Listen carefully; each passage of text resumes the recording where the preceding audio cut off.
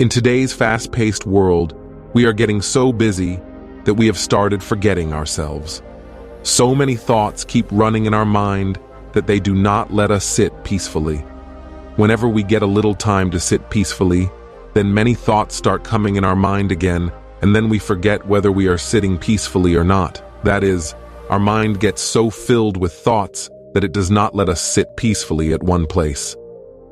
So in today's video, we are going to talk about how to keep our mind calm by clearing the thoughts of our mind. Friends, once a guru and a disciple were passing through a deserted forest. Then the disciple asks a question to his guru, that Guruji, why is it that some people do not have anything but still they remain happy and live in joy, and some people have everything but sadness is clearly visible on their faces? The guru pointed towards a withered flower and told his disciple that it is a matter of thinking and understanding, that if this flower thinks that I had withered yesterday, or it thinks that I will wither again in the future, then it will never be able to bloom fully. It will never be able to return to its beautiful form and will never be able to spread its fragrance in nature. Similarly, if a person remains lost in the memories of his past, or keeps thinking about his future, keeps thinking about the sorrows of the future, or keeps worrying about the bad events that happened with him in the past, then such a person can never experience happiness in life. It is a matter of understanding that life is always in the present. Imaginations of the past and future always take a person towards death.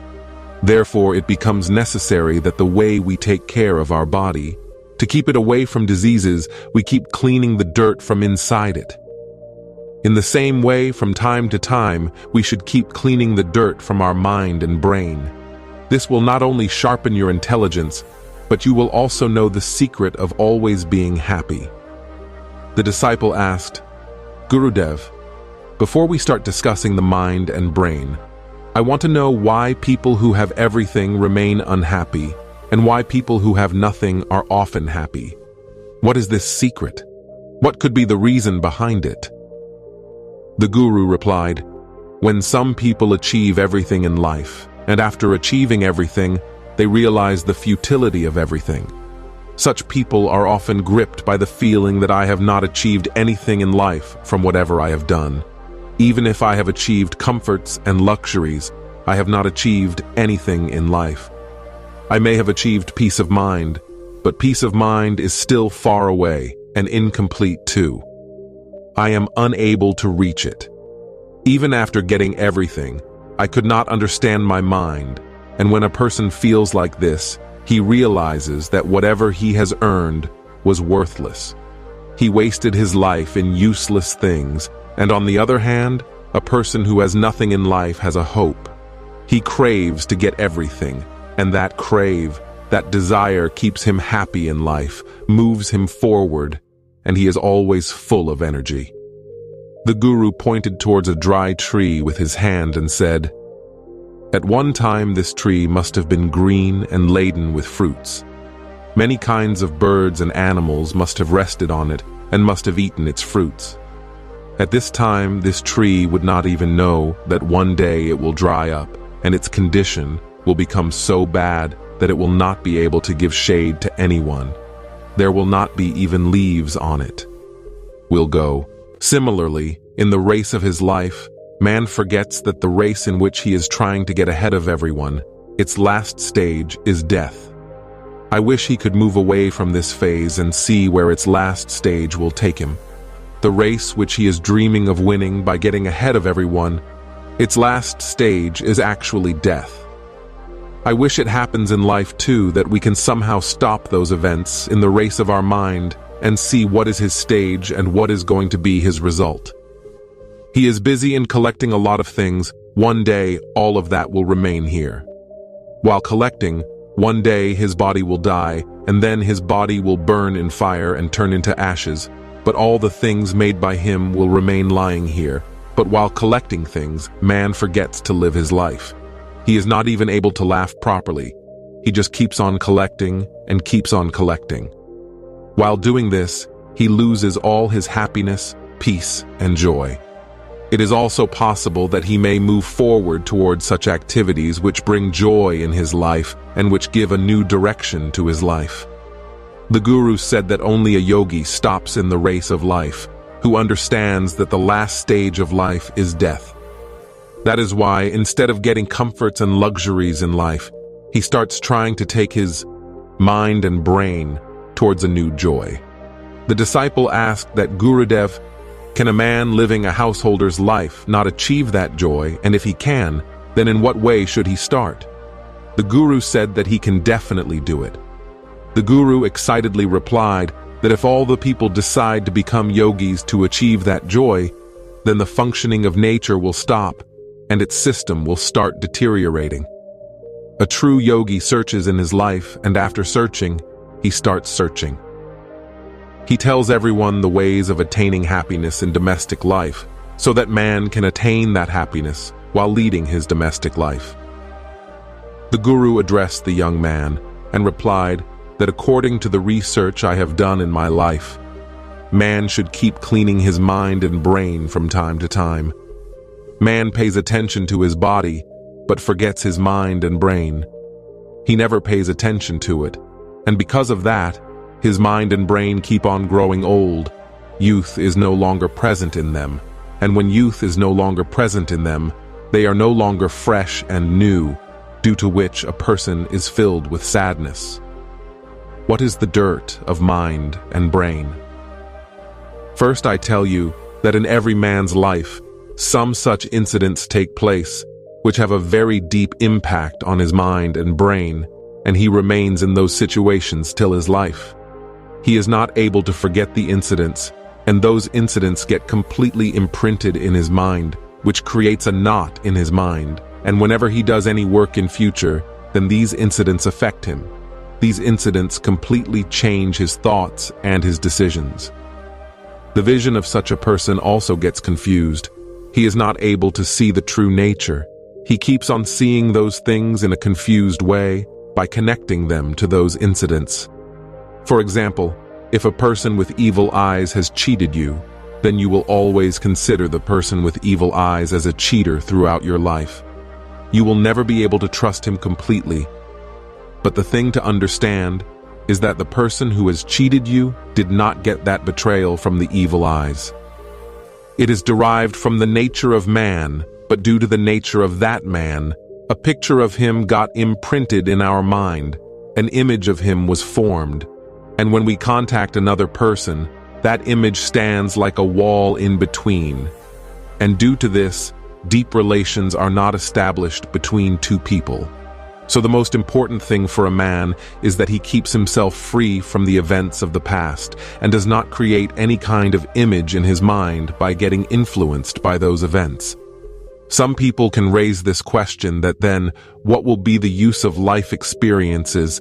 But the thing to understand is that we know the experiences of life in a confused way and are not able to learn from them properly. The disciple got so lost in Buddha's words that he did not see the thorns lying on the path of the forest while walking, and suddenly a thorn pricked his foot. Buddha, while taking out the thorn, asked him why this thorn got stuck in your foot. Whom do you hold responsible for this? The Guru said that you can also hold me responsible because I was telling you these things. Or you can also hold yourself responsible that you got so lost in my talks that you lost your attention on the path. Or you can also hold these trees responsible who spread these thorns on this path. Then the disciple replied that Buddha, I hold myself responsible for this because you were doing your work, and this tree also did its work, but I could not do my work if I had walked carefully on the path while walking. If I had not been completely lost in your talks, then I would never have felt this thorn. It is completely my fault. Buddha patted his disciple on the back with appreciation, and further said that the events which affect our mind must be thrown out, and the simplest way for that is to learn to express your feelings, to keep them in your heart, in your mind. Do not keep it in your mind. When you express your feelings in front of another person, the burden of your mind becomes lighter. The nature of some people is such that they do not share their feelings with anyone. Such people are often sad inside, but they never share their feelings with anyone else. On the contrary, there are some people who are not able to keep anything in their mind. Whatever good or bad happens to them, they express their feelings in front of others. And you must have felt yourself that those people who express their feelings are more happy in life. One should never stop the feelings that come naturally. We should not suppress any feeling. If we try to stop any feeling, it starts eating us from inside. Buddha further said that, disciple, if you feel like crying on some bad incident, then cry loudly. Do not stop yourself. Express that feeling completely. If your mind is feeling happy or joyful on some other incident, then dance and sway to your fullest, so that you can bring out that feeling, and when those feelings come out with their full speed, then your mind leaves those incidents behind. That is, your mind gradually starts becoming light. Buddha explained to his disciple that just as fast-flowing water breaks all the obstacles coming in its way, if we let our feelings flow, then it will break all those obstacles, and after breaking that thing, his garbage will be removed from his mind, and his polluted mind will also be cleaned. The dirt inside him will also go away. Often a person suppresses an incident in his mind because he is worried that if the other person comes to know about this incident, what will he think? With this thought, he keeps getting sad inside and keeps suppressing his feelings. But he does not tell anything to the other person. But if once he can gather courage and start telling his inner feelings to a close friend, then his whole life can change. His life can become happy. Once this habit is formed in his mind, then he will never hesitate to express his feelings in front of others throughout his life. We can create this habit in our life in 12 days. If we practice properly for 12 days, then our mind can be completely free from emotions. This 12-day practice is as follows. For 12 days, the first thing you have to remember is not to suppress anything in your mind. If we think good about a person, then we should tell him. Even if we think bad, then also express it. Forget the result. What will be the result? Just believe in washing your mind. This will create an amazing effect in your mind. Courage will be born. Buddha further said that, disciple, when you will be able to tell about a person everything that you think about him, then think yourself how much your confidence in yourself will increase, all the defects of your mind will end. It is possible that you may have to face challenges in this, but where there are no challenges, there is no practice either. Practice should always be full of challenges. This will also help you to practice speaking the truth.